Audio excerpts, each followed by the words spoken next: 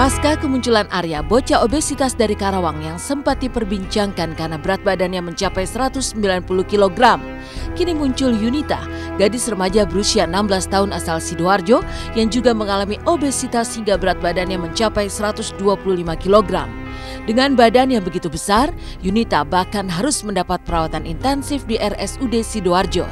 Yunita yang sebelumnya sempat diberi alat bantu pernafasan, kini masih terbaring di rumah sakit. Menurut sang ibunda, berat badan Yunita melonjak tajam sejak ia masih duduk di bangku SD kelas 5. Maka seperti inilah kondisi Yunita yang harus menjalani perawatan karena obesitas hingga mengalami gangguan pernafasan dan pembengkakan otot jantung.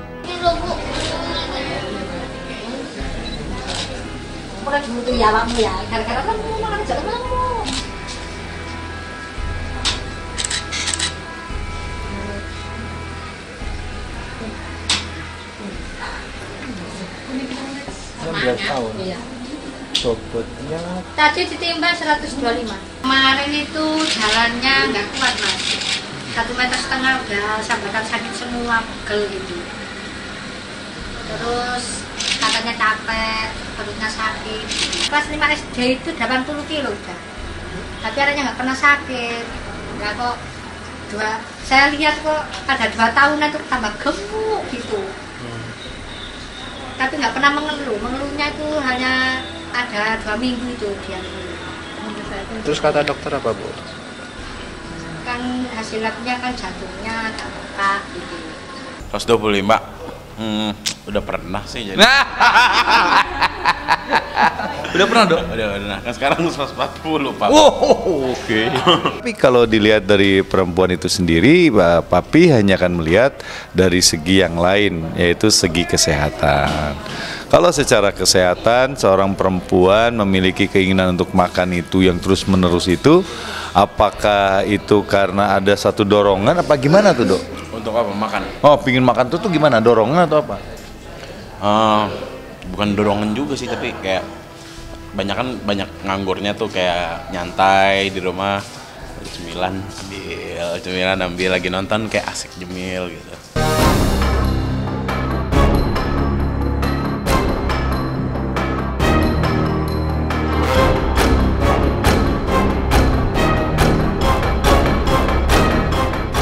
Sementara itu Arya Permana, bocah 10 tahun asal Karawang yang juga sempat dirawat di rumah sakit, hingga kini masih terus menjalani pemeriksaan rutin ke Bandung. Berat badan Arya yang semula mencapai 190 kg, kini telah turun 5 kg. Arya juga sudah mampu berjalan hingga 150 meter tanpa berhenti, seperti ketika ia berjalan di sela-sela rumah sakit dengan didampingi tim dokter.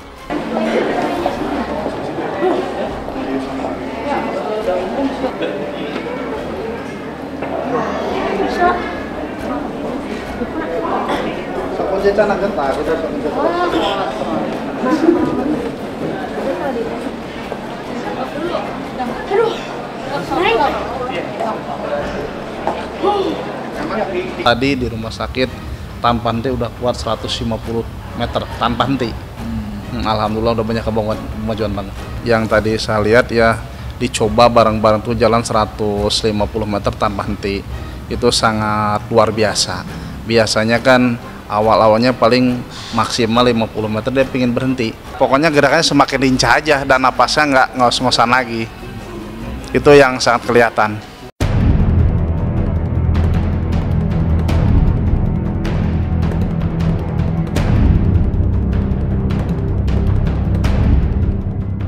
Usai pemeriksaan di rumah sakit, Arya dilatih secara khusus oleh binaragawan Aderai di tempat fitnessnya di Bandung.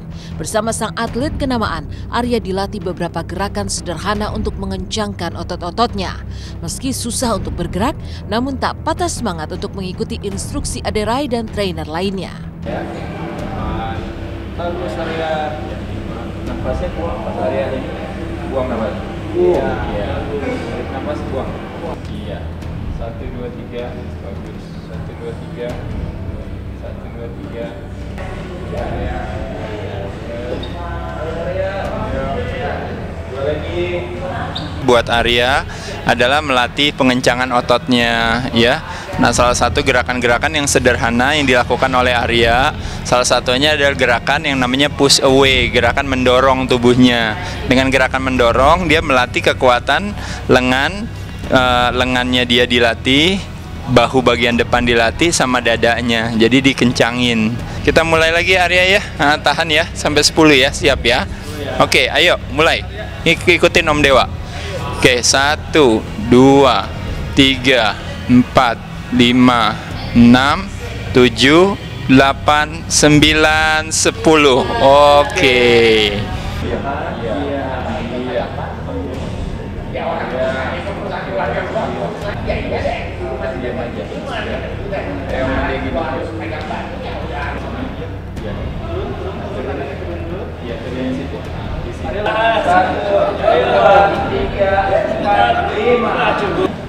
Lihatin Om Dewa dulu, lihatin Om Dewa dulu. Barusan tadi adalah gerakan seperti naik tangga. Mungkin naik tangga yang sederhana sebenarnya melatih kekuatan otot kaki. Di kaki itu ototnya banyak sekali. Bahkan ada orang yang bilang bahwa semakin kakinya kuat, umurnya semakin panjang. Nah, di rumah udah dikasih, di rumah ada juga ya. Jadi bisa main di rumah.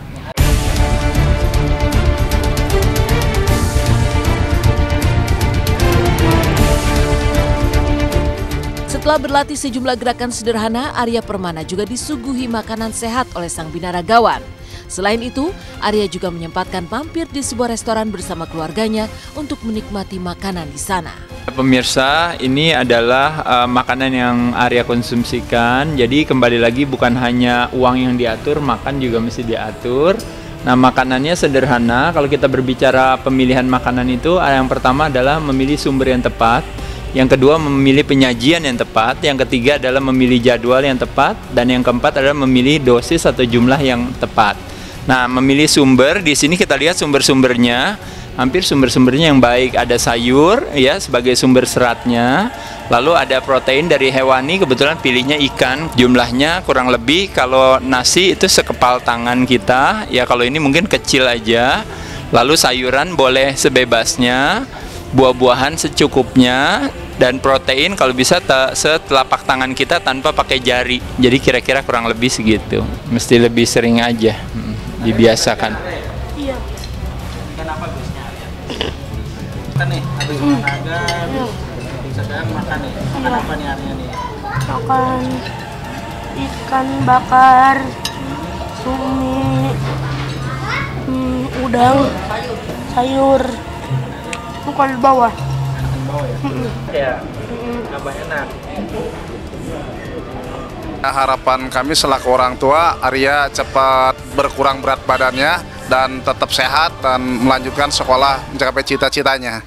Meninggalkan kisah Yunita dan Arya Permana, seperti apa kisah pasangan Hito dan Felicia yang mesra di setiap suasana? Bagaimana pula kisah Marsyanda dan Egy John yang justru berseteru pasca putus cinta?